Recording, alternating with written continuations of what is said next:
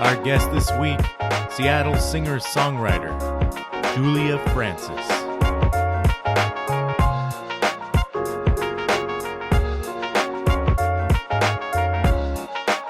We've got a very special show for you folks. Let's go.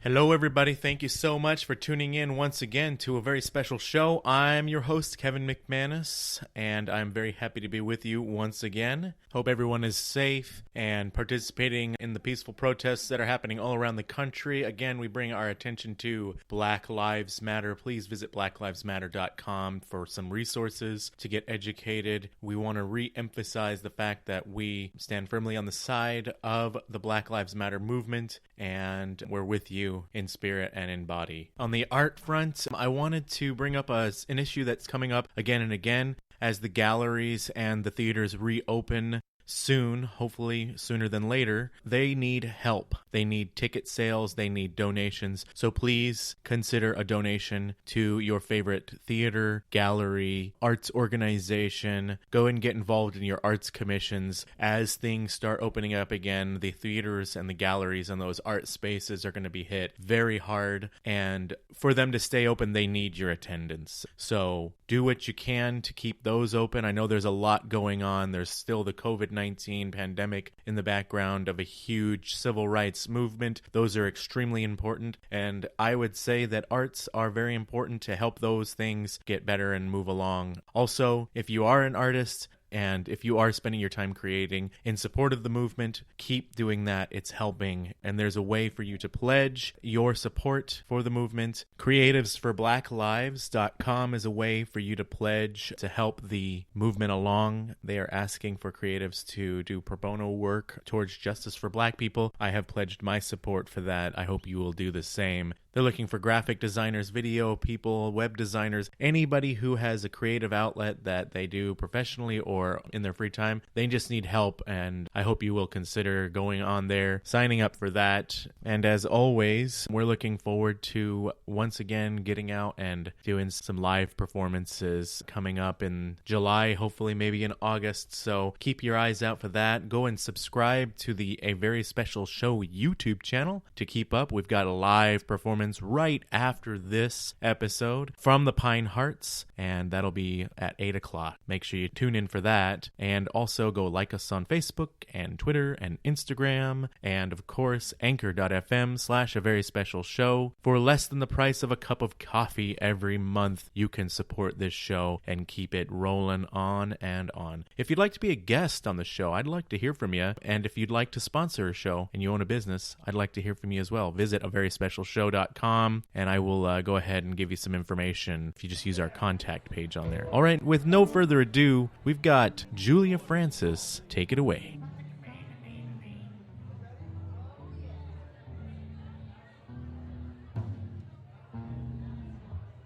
The song is called Metropolitan.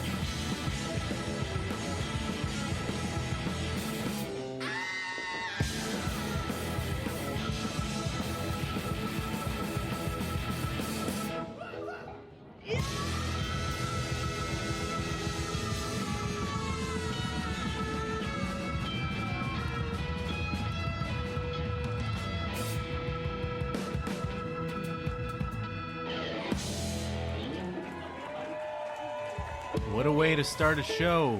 Welcome, Julia Francis. How you doing, Julia? Thank you I'm so really much. good, Kevin. How are you doing? I'm great. I hope you're faring well. I know things are a bit shaky around the country right now, and I want to give you some time to talk about that if you wish. But first of all, I'd love to talk about your music. I see that you took a decade-long hiatus from making music. I also took a bit of a brief break from performing myself. How does it feel to re-unleash your creative energy? Well, it's very satisfying to feel that life goes on a wheel, like in a cycle. We kind of go around the circle and we come back, and in some ways it feels like it did a long time ago, but way better because I have more wisdom and more perspective on other people around me in life. And I think that artists only get better with age. That's wonderful. Yeah, I think that experience definitely rounds out those harsh edges, and it has with me for sure. It also took a little bit of sobriety, but you are ear-trained, self-taught guitarist. I've always been fascinated by people who are self-taught anything. So if you can, what did that process look like, feel like, or contain? Do you think you have more of an understanding of the instrument from getting familiar with it in that fashion? I had many unsuccessful attempts to learn music theory in my childhood and adult years, and could only ever access music if I felt like I was completely doing it my own way. So it's like freeing and liberating to know that whatever's coming out is authentic, but it's also challenging because I don't speak the language of music that a lot of musicians do, and I know I miss out on certain conversations that I admire greatly. But, the deal is anybody can make music and anybody can sing, and we were all made to make sound and make sound together. So I think that anybody who wants to make sound should be encouraged and applauded for doing so. I love that. The other instrument you use is your voice. You have a strong, steaming, crackling, powerful voice. I assume that you are a fan of Janis Joplin. Am I correct if I assume that? Yes, you would be correct, sir. There are similarities there for sure, but there is also plenty that is uniquely you from what I've heard. It sounds like you are singing directly from the center of your soul. What does it feel like when you're singing? Oh, thank you. It feels like channeling. It feels like trying to make as much space in a literal channel or tube from my head to my toes, and feeling there's so many different ways to say it, but one way I like to say it that somebody else taught me is I let the song be sung down into me. I believe it was Saint Francis who said, "Make me an instrument of thy peace." So, I'm doing it right when I feel like I'm getting out of the way and I'm just making space for something to come through, and having a lot of humility and patience to accept whatever it is. Your bio says that you make songs that explore the ways we can rid ourselves of the conditioning that keeps us from following our bliss, and your record speaks directly to the listeners. You've said, I hope these songs make people feel seen. I couldn't wait another second to bottle the magic that's happening here. My band feeds the roots and the soul of my songs, and my voice feels free to go beyond. Our aim is transformation. I think that's a brilliant way to describe the creative soul that's inside you, or the thing that you're letting inhabit you. I'd like to hear a bit more about the transformation you're hoping to see happen, either in your audience or in yourself. I think a transformation, allowing ourselves to be seen and heard for who we really are, which is a very scary thing for some people more than others, especially in this country. Right now we're talking about that in lots of ways, but I think it's about being able to see beyond our own limitations and understand that we're all connected to each other. And if we can, number one, have compassion for ourselves and really love ourselves for all of our ridiculous faults, then we can love and care for other people. And I hope that my own inner explorations of my own psyche and my own life and my own family and my community will, just invite other people to explore their own inner depths if they're not already. I don't ever want to try to tell anybody what to do. I only try to share what I've done in the hope that it inspires people to have their own emotional catharsis and transform something in themselves so that they are more aware and more authentic. You're a believer in sound healing, it says on your website. And what impact do you think that the absence of live music sound waves has had on our collective and emotional health throughout this pandemic? It's just like, I just see sludge. I see, Right? Yeah. it's like the pipes, the I don't know, all the wirings, everything's all clogged up, and it's really hard things need to flow again, and it is really hard to replicate the experience of a lot of sound permeating your body. I know that I feel better when I take time to make sounds, and maybe I'll do some yoga and I'll just let myself make sounds, and I feel like it superpowers my yoga practice, and that's like something I do to try to counteract the sound bath of live shows, which we desperately need and will have again for sure. From looking at your calendar, I can see that you like performing live. It was like last year you did 18 different live performances throughout the year, which is a lot for an artist to do. What has it been like for you putting all that on hold during the pandemic? Lots of impacts. I'm grateful to be self-employed. I have been a marketing consultant for many years, and so I'm grateful to work from home and continue to support different organizations and people who need marketing support.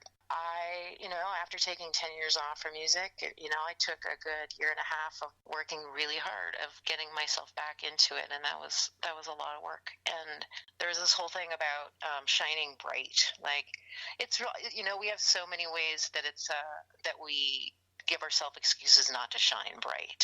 And for me, my art is a practice of allowing myself to shine bright and be seen. And after all this momentum, right, of building a band and a following and a whole new sound and a whole new sort of ethic for what I'm doing, to have it be put on hold, this course, very frustrating. But I'll tell you, just literally in the last 2 days, I've had a little bit of a reckoning, from my white privilege perspective in this moment that we're in, when I have these moments of, oh my God, I'm not going to be able to promote that thing as much as I needed to. I invested that money or that time to do that thing, and oh my God, I failed. And then I remember what's happening in the world and how many people are suffering with so much less than I have. And then I remember, like, I have to be in grace that everything is unfolding the way it's supposed to, and that my art will shift as our consciousness in our country shifts. And I don't know what will happen. I'm staying connected to our source and to our creative spirit, and certainly, number one, lifting up our Black brothers and sisters in this country and supporting reparations. I want to be doing as much as I can, both creatively and as a citizen, to support that effort. I spoke a little bit earlier in this episode about some of the things I've been doing. I've been actively seeking information and educating myself and attempting to educate the people around me with what resources I have available to me. Have you been able to get out and do some of the protesting and get involved that way as well? Yeah, I did. My family and I my husband and I and our 10-year-old daughter went to a South Seattle march on Sunday called We Want to Live, and it was a people of color and a youth-led march, and it was like, I don't know, thousands of people. It was incredibly powerful to march down. It wasn't Rainier Avenue, but it was one of the side streets. But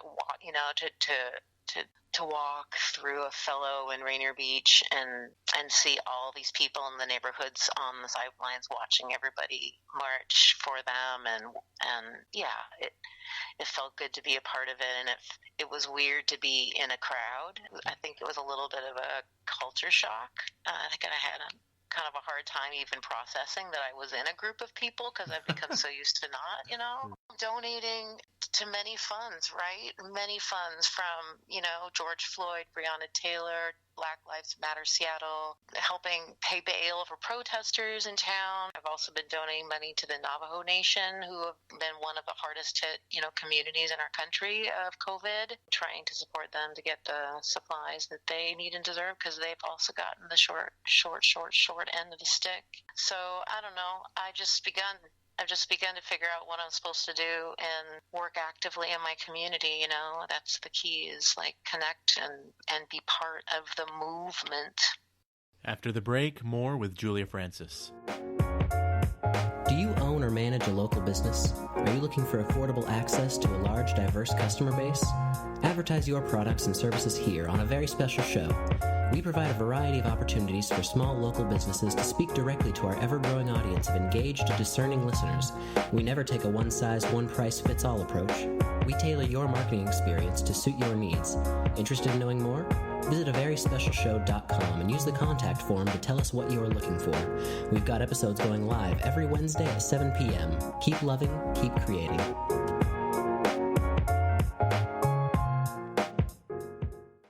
Hey Rebecca, have you seen this new edition of Oli Arts? No, what's in there? Oh man, this is the South Puget Sound's premier multi-platform arts publication. This thing is packed with info about performances, music, visual arts, and other cultural events happening right down the street. They've got bi-monthly print editions, daily online content, occasional podcasts, and enhanced mobile experiences. Oli Arts is the guide to local arts and culture. Why does it feel like we're in an ad again? Because we absolutely are. Oh boy. Visit oliarts.org.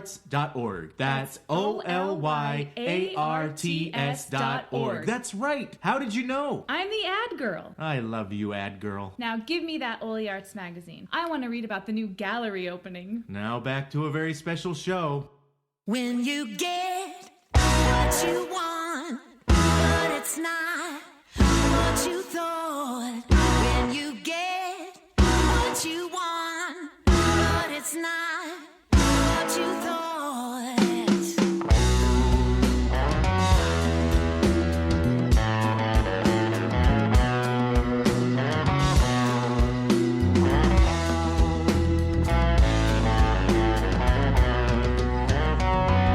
How many times did you say you're almost there? How many ways did you sit on your despair? You did what they told you, you followed the rules. Never talked out of turn, never suffered fools. When you get what you want, but it's not what you thought. When you get what you want, but it's not what you thought.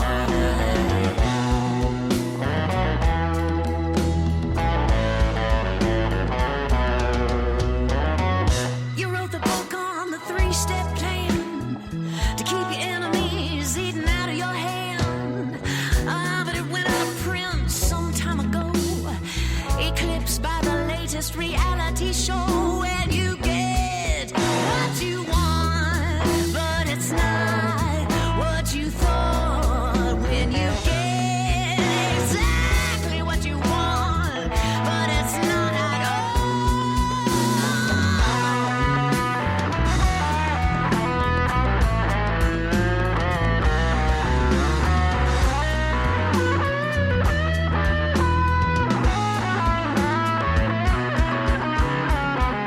And when it's time to collect and walk across that bridge, you find the river dried up, you got no more privilege. And at the end of your journey, just a little hospital gurney.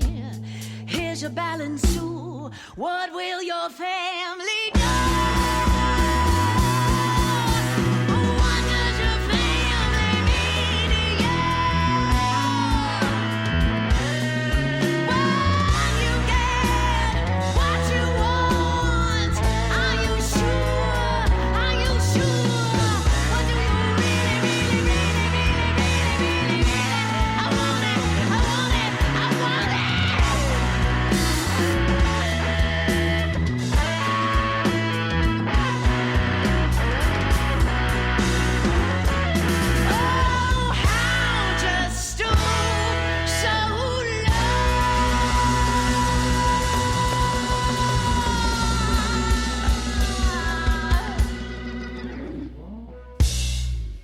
You are releasing a new single this Friday. Do you want to talk about that a little bit? Of course. So the song is called I Don't Remember Me, and it's off my upcoming EP that's releasing at the end of the summer. The EP was recorded in December at Avast Studios with Seattle producer Steve Fisk at the helm, and I had an amazing musical crew, my band, Darren Lucas on guitar, Mark Lutwack on keys, Mike Peterson of the Suffering F-Heads on drums, Oh, wow. and Rebecca Young on bass. So yeah, it was the first music I put out in 12 years, and this song has an almost 2-minute sound bath at the beginning of the song. It's really meant to be listened to with headphones and to invite introspection and maybe a gentle curiosity about what it is that we really want and what do we need to do to reckon with ourselves to get it. It was recorded all in one take with the band. A transformation takes place for sure, and I hope that other people find it maybe a helpful tool in their own transformation work. Where can people find that? It's on all the digital platforms, Awesome. from Spotify to iTunes to Amazon. You can get it on my SoundCloud page, juliafrancis.com. You can find me at Instagram, all the places. But yeah, you can get it anywhere digitally, and the physical EP will be available to everybody at the end of the summer. Are there any signs of a live performance coming up in the near future? Or I know a lot of venues are not really planning that out, but do you have anything scheduled? I did an awesome solo thing on Vashon Live last week, which was a really cool experience. That's a really great show they got producing over there on the island. Actually haven't pursued any full band gigs, to be honest, because I am not hurting for income like a lot of my fellow musicians and bands in town are, and I don't really want to take away space from someone else who really could use that time to make some money. That being said, now that maybe our distancing is easing up a little bit, my band and I are talking about distancing ways to either perform live or even get back into the studio in some way. I have a couple of brand new songs that I want to get out, and hopefully the universe will support that happening in whatever way serves the movement. So there's two questions that I always ask. The first answer that comes into your head, go ahead and give us that one. What do you struggle with? Isolation.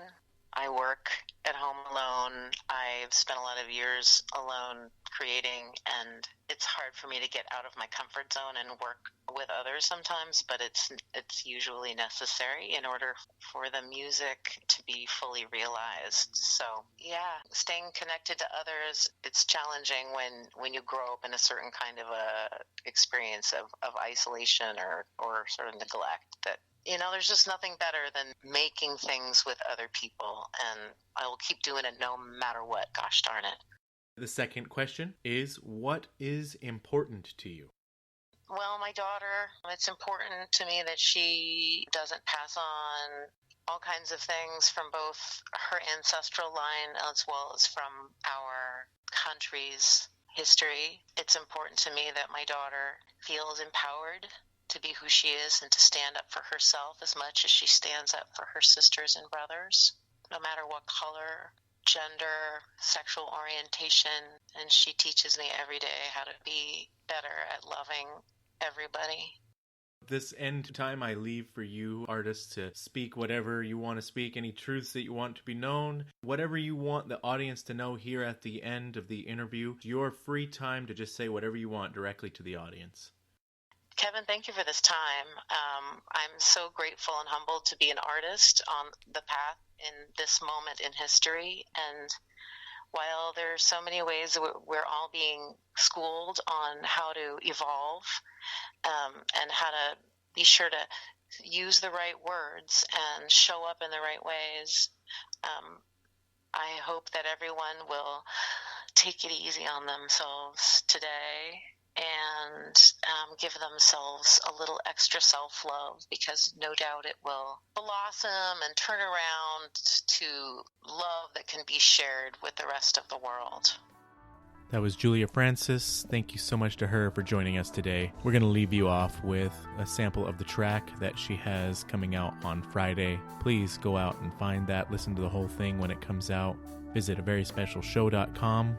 Don't forget to hop over to our YouTube channel to listen to the live performance by the Pine Hearts. That starts at 8 p.m.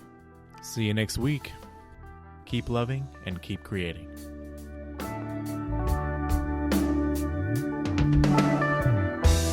I did not do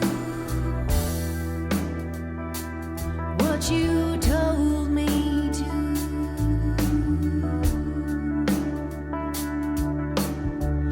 You never felt the way that I do.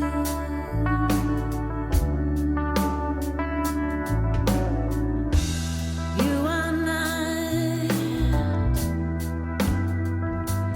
who I thought you'd be.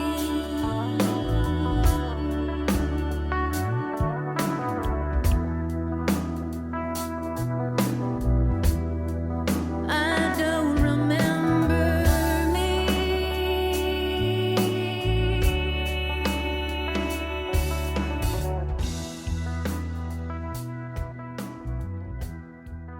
I don't remember.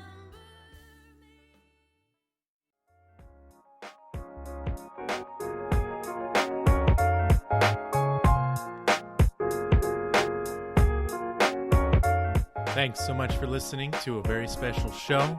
Our guest next week, Seattle composer, musician, comedian, all-around talent, Mark Ciano. Make sure to visit averyspecialshow.com for more information about the podcast and go to anchor.fm/averyspecialshow to contribute.